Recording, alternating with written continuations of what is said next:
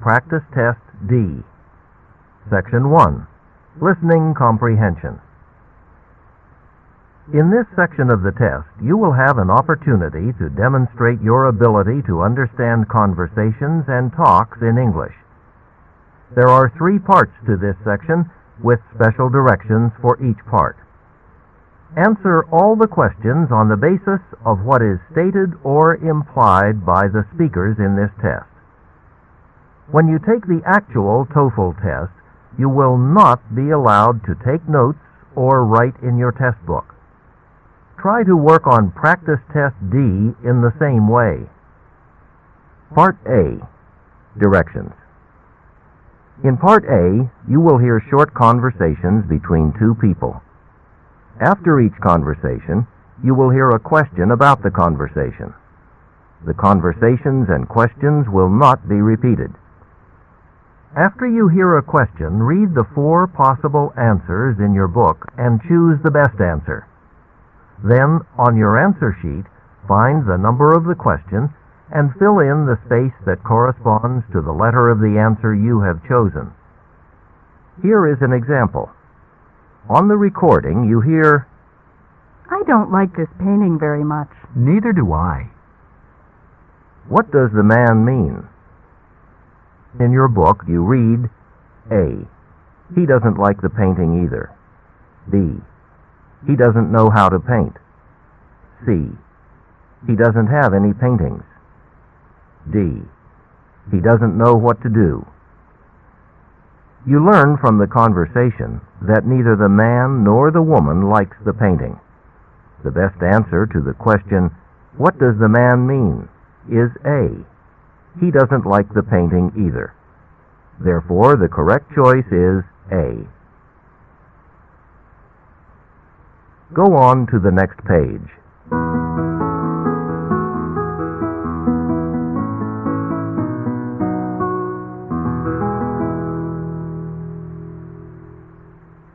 Now we will begin Part A with the first conversation. Number 1. You know, the noise in my dorm has really gotten out of control. My roommate and I can rarely get to sleep before midnight. Why don't you take the problem up with the dorm supervisor? What does the man suggest the woman do?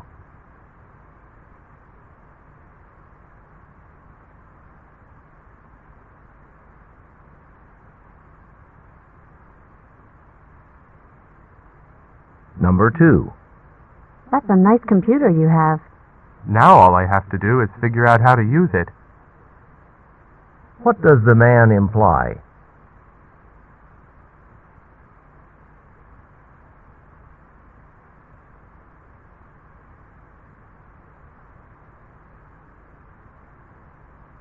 Number 3. Your little nephew is growing by leaps and bounds. Yes, he must be at least 3 feet tall already. What do the speakers say about the woman's nephew?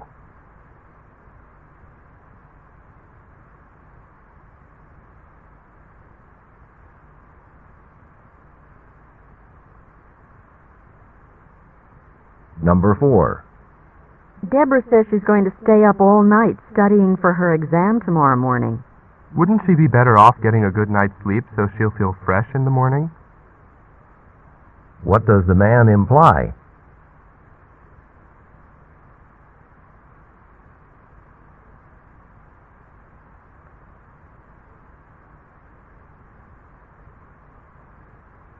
Number 5.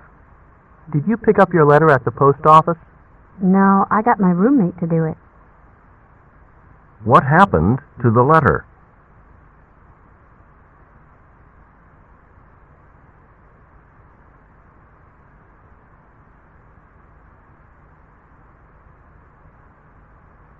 Number 6. Have you asked your brother to do the dishes? Thousands of times. What does the man mean?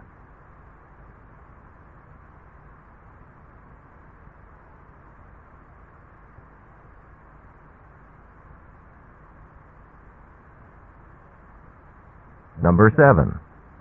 Tom and I are having a party next week. We wondered if you and Jill would be free to join us. Sounds great. but I'd better talk to Jill before we say yes. What does the man imply?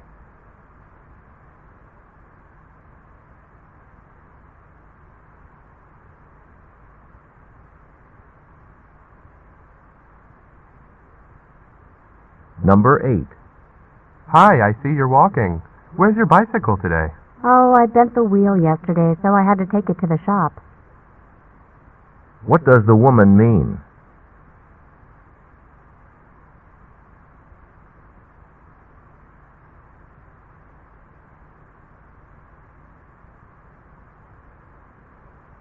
Number 9.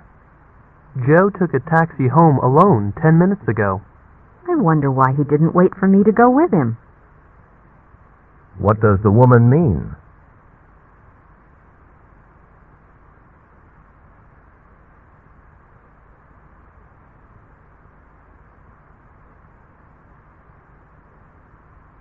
Number 10. I hear your older sister is on the Olympic team and on the honors list. She must be quite a person. She sure is. I've always looked up to her. What does the man say about his sister?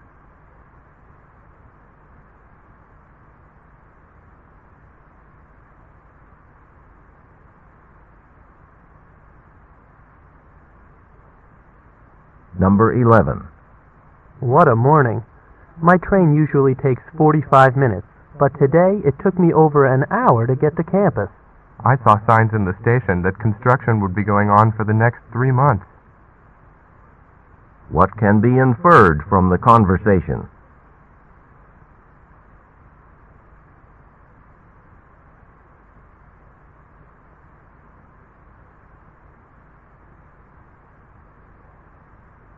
Number 12. On my way up to your office, I found this briefcase in the elevator. What do you think I should do? Take it to the receptionist. The lost and found box is there. What does the man suggest the woman do?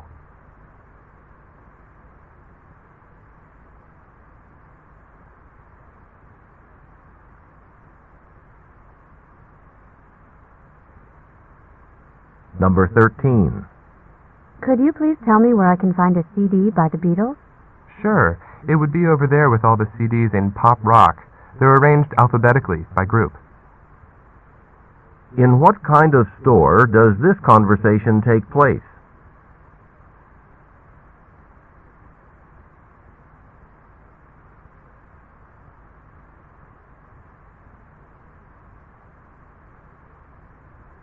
Number 14. Have you heard that Professor Jones is retiring? Yes. The faculty won't find anyone to fill her shoes.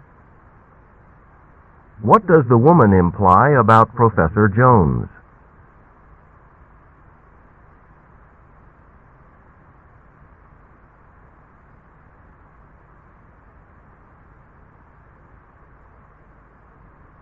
Number 15. What a wonderful performance! The marching band has never sounded better. Thanks. I guess all those hours of practice are finally paying off. What does the woman mean?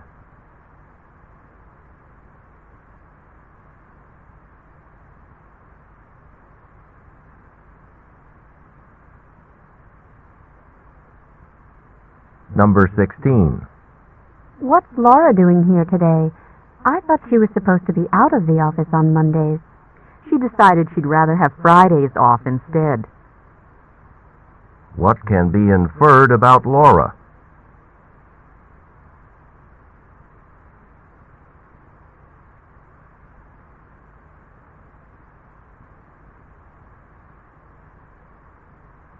Number 17. I've got a coupon for half-off dinner at that new restaurant down the street. I think I'll use it when my cousin comes for a visit this weekend. Where did you get it? I wouldn't mind trying that place out too. What does the man want to know?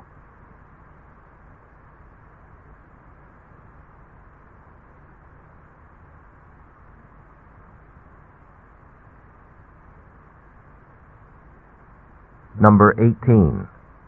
I'm thinking of getting a new printer. I'd invest in a laser printer. The print quality's much better. What does the woman mean?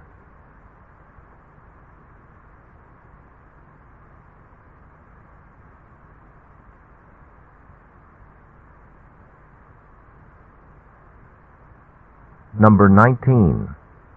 We've got a whole hour before the Browns come by to pick us up. Yeah, but we better get moving. What does the woman suggest they do?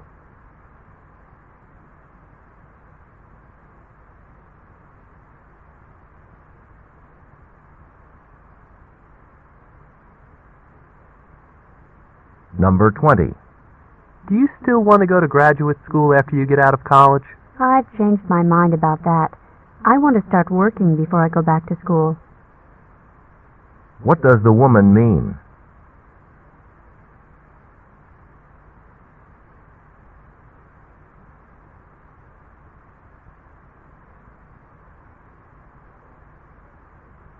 Go on to the next page.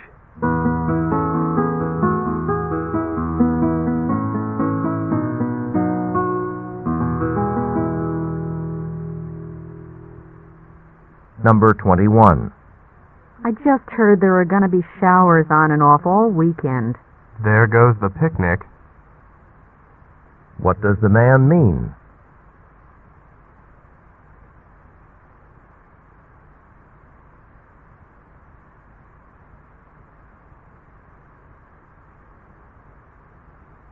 Number 22. I'm getting worried about Jennifer. All she talks about these days is her volleyball team, and all she does is practice. Her grades will fall for sure. Let's try to find her after dinner and talk some sense into her. What are the speakers probably going to tell Jennifer?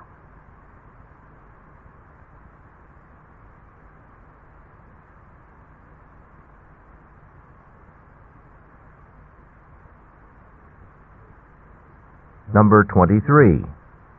I'm not sure that Mike will be able to find an apartment before school starts, even though he's been looking for weeks. Frankly, I think the odds are against him at this point. What does the man mean?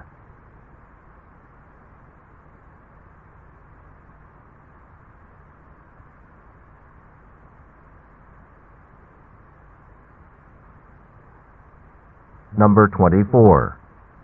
I'm not accustomed to using a gas stove. It's simple. Just turn the knob until the burner lights, then adjust the flame. What is the man going to do?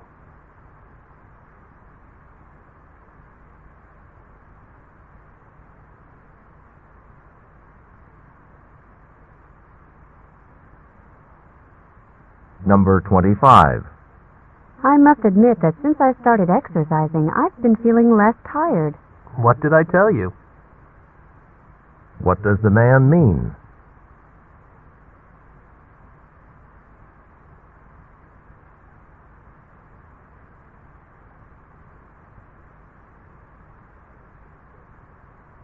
Number 26. The subway sure is packed this morning. Yeah, it's a pain, but if we all drove every day, we wouldn't be able to breathe in this city. What does the woman imply?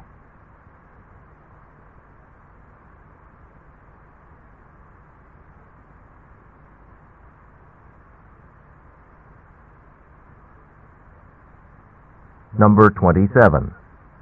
This room is freezing. You can say that again. What does the woman mean?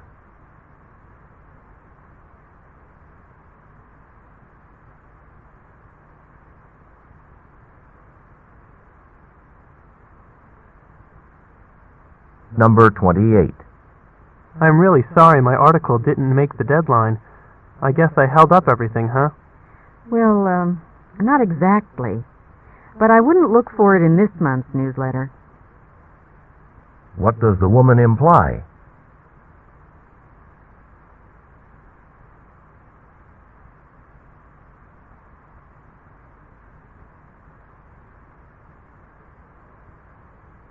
Number 29. If you could, would you trade places with your sister? Yeah, she's got it made. What does the woman mean?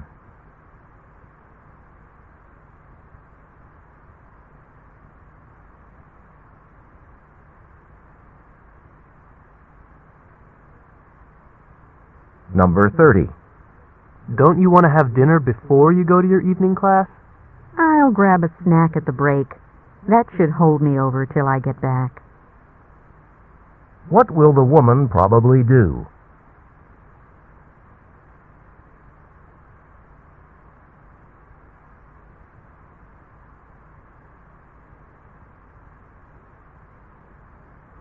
This is the end of Part A. Go on to the next page.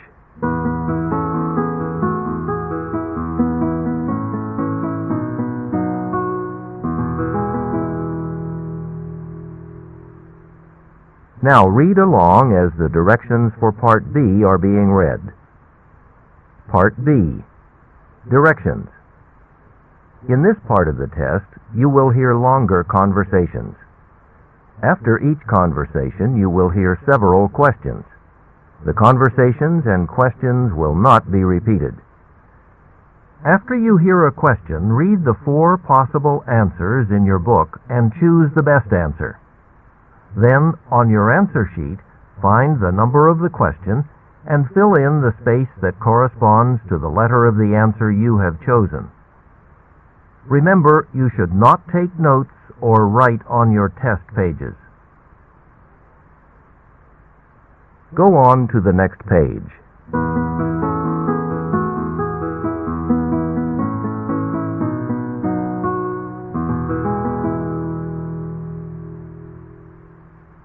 Now we will begin Part B with the first conversation.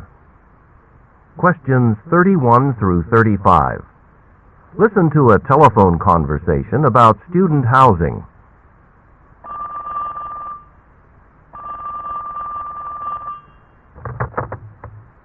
Good morning, housing office. How can I help you? Hi, I'm calling about the new subsidized low-cost housing for graduate students. Are you aware that it's only available to married graduate students and their families? Yes, I think my wife and I may qualify, since she's still in graduate school. But I was wondering whether there were any other requirements. Well, unless you have more than one child, you have to have a combined annual income that's less than $15,000.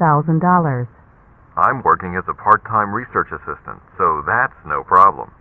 But right now we're living with my wife's parents. Does that mean we'd have to include their income too? Not necessarily. Why don't you stop by our office so I can give you some forms to fill out and explain everything in more detail? That sounds like a good idea. Would tomorrow morning be all right? The afternoon might be better. It can be pretty crazy around here on a Friday morning. All right then. I'll try to make it in the afternoon. Is there anyone special I should ask for?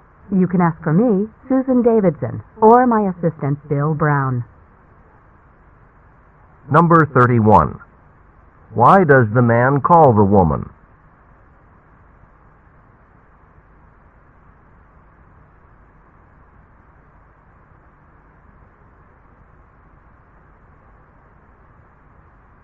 Number 32.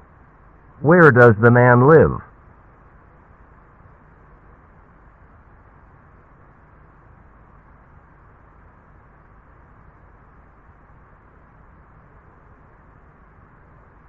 Number 33. Why does the man believe he's eligible for low-cost housing?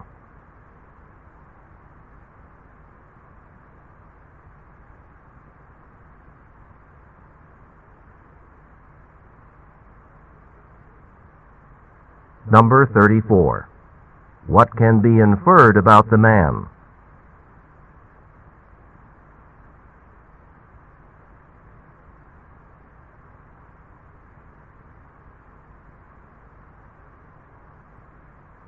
Number 35. Why does the woman suggest that the man visit her office in the afternoon?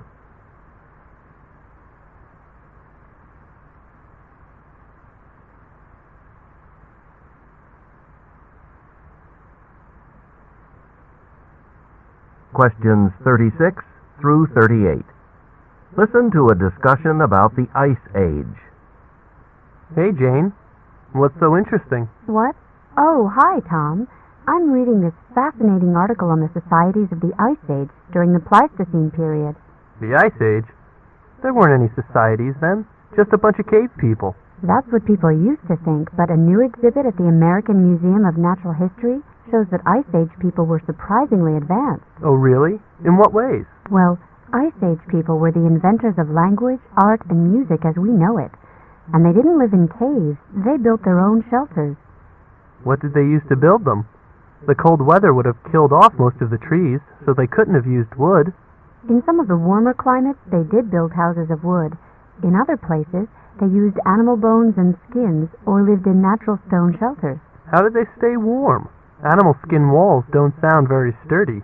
Well, it says here that in the early Ice Age, they often faced their homes toward the south to take advantage of the sun, a primitive sort of solar heating. Hey, that's pretty smart. Then people in the late Ice Age even insulated their homes by putting heated cobblestones on the floor. I guess I spoke too soon. Can I read that magazine article after you're done? I think I'm going to try to impress my anthropology teacher with my amazing knowledge of Ice Age civilization. What a show-off. Number 36. What did the man think about people of the Ice Age?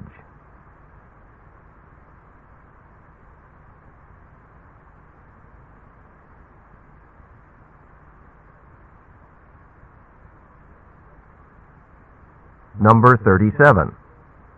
How did people in the early Ice Age keep warm?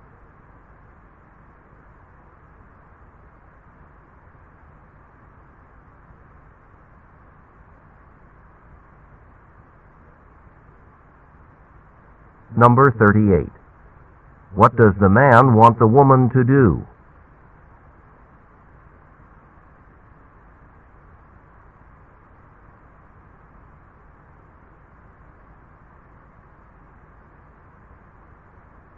This is the end of Part B.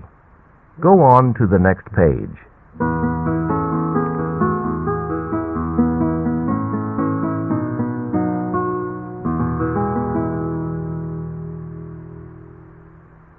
Now read along as the directions for Part C are being read.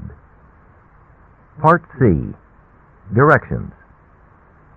In this part of the test, you will hear several short talks. After each talk, you will hear some questions. The talks and the questions will not be repeated. After you hear a question, read the 4 possible answers in your book and choose the best answer. Then, on your answer sheet, find the number of the question and fill in the space that corresponds to the letter of the answer you have chosen. Here is an example. On the recording, you hear, "Listen to an instructor talk to his class about a television program." I'd like to tell you about an interesting TV program that'll be shown this coming Thursday. It'll be on from 9 to 10 p.m. on Channel 4. It's part of a series called Mysteries of Human Biology. And the subject of the program is the human brain, how it functions and how it can malfunction. Topics that will be covered are dreams, memory, and depression. These topics are illustrated with outstanding computer animation that makes the explanations easy to follow. Make an effort to see this show. Since we've been studying the nervous system in class, I know you'll find it very helpful. Now listen to a sample question. What is the main purpose of the program? In your book, you read, A. To demonstrate the latest use of computer graphics. B. To discuss the possibility of an economic depression. C. To explain the workings of the brain. D. To dramatize a famous mystery story. The best answer to the question, "What is the main purpose of the program?" is C. To explain the workings of the brain. Therefore, the correct choice is C. Now listen to another sample question. Why does the speaker recommend watching the program? In your book, you read, A. It is required of all science majors. B. It will never be shown again. C. It can help viewers improve their memory skills.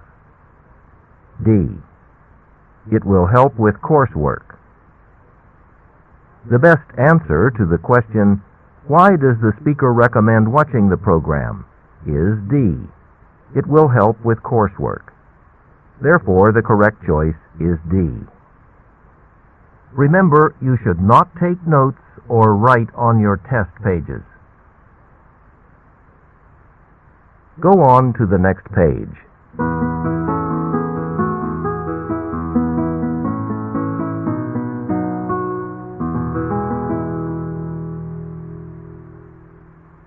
Now we will begin Part C with the first talk.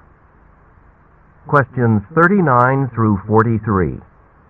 Listen as a guide describes the ancient art of thatching a roof. Welcome to the Four Winds Historical Farm, where traditions of the past are preserved for visitors like you. Today, our master thatchers will begin giving this barn behind me a sturdy thatched roof, able to withstand heavy winds and last up to 100 years. How do they do it? Well, in a nutshell, thatching involves covering the beams or rafters, the wooden skeleton of a roof, with reeds or straw. Our thatchers here have harvested their own natural materials for the job, the bundles of water reeds you see lying over there beside the barn. Thatching is certainly uncommon in the United States today. I guess that's why so many of you have come to see this demonstration. But it wasn't always that way. In the 17th century, the colonists here thatched their roofs with reeds and straw, just as they had done in England. After a while, though, they began to replace the thatch with wooden shingles, because wood was so plentiful, and eventually other roofing materials like stone, slate, and clay tiles came into use. It's a real shame that most people today don't realize how strong and long-lasting a thatched roof is. In Ireland, where thatching is still practiced, the roofs can survive winds of up to 110 miles per hour. That's because straw and reeds are so flexible. They bend but don't break in the wind like other materials can. Another advantage is that the roofs keep the house cool in the summer and warm in the winter. And then, of course, there's the roof's longevity. The average is 60 years, but they can last up to 100. With all these reasons to start thatching roofs again, wouldn't it be wonderful to see this disappearing craft return to popularity? Number 39. What is about to be demonstrated?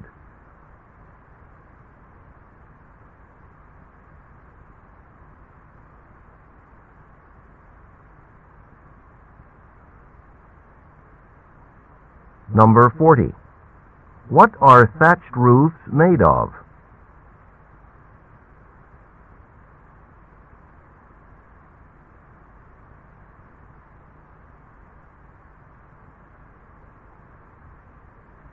Number 41. According to the speaker, why did thatching die out in the United States?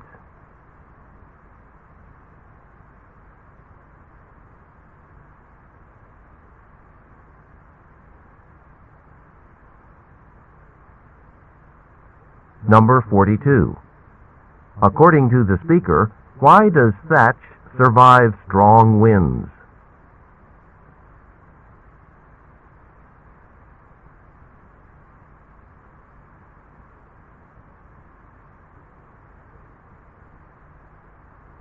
Number 43. According to the speaker, how might thatching become popular again?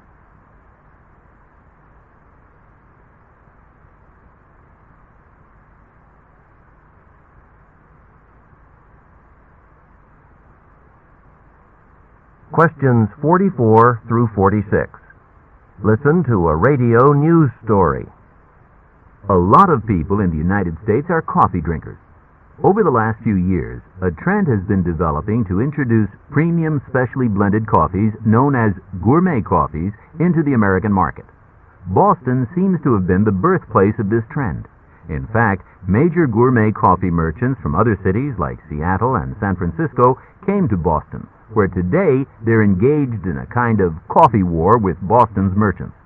They are all competing for a significant share of the gourmet coffee market. Surprisingly, the competition among these leading gourmet coffee businesses will not hurt any of them. Experts predict that the gourmet coffee market in the United States is growing and will continue to grow to the point that gourmet coffee will soon capture half of what is now a $1.5 million market and will be an $8 million market by 1999. Studies have shown that coffee drinkers who convert to gourmet coffee seldom go back to the regular brands found in supermarkets. As a result, these brands will be the real losers in the gourmet coffee competition. Number 44. What is the main topic of the news story?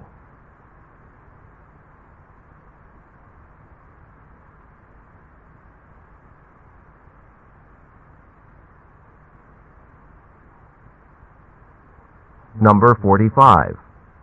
What probably leads people to choose gourmet coffees over regular brands?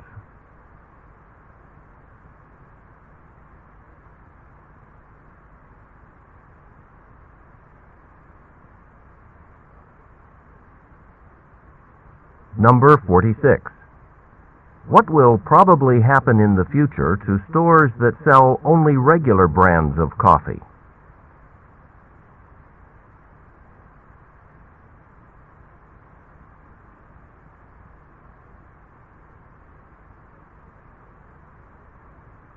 Questions 47 through 50. Listen to part of a talk in an art history class. You may remember that a few weeks ago we discussed the question of what photography is. Is it art, or is it a method of reproducing images? Do photographs belong in museums, or just in our homes? Today I want to talk about a person who tried to make his professional life an answer to such questions. Alfred Stieglitz went from the United States to Germany to study engineering. While he was there, he became interested in photography and began to experiment with his camera. He took pictures under conditions that most photographers considered too difficult. He took them at night, in the rain, and of people and objects reflected in windows.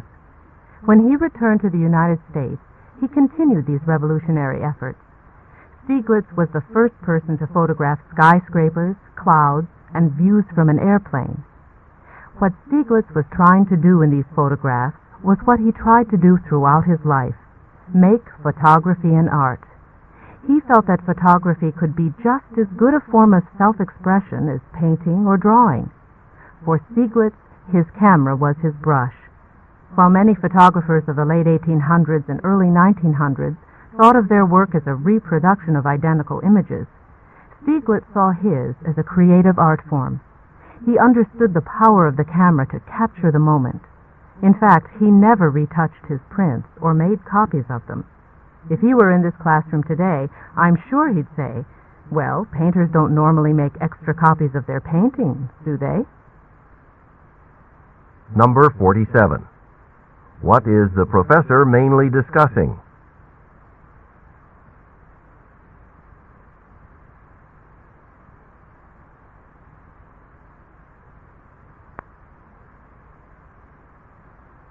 Number 48.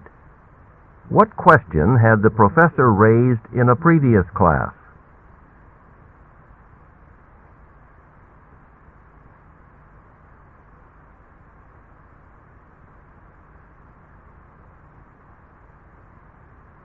Number 49.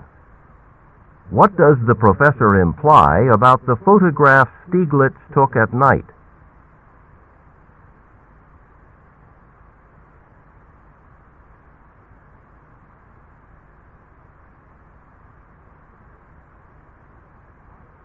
Number 50. Why did Stieglitz choose not to make copies of his photographs?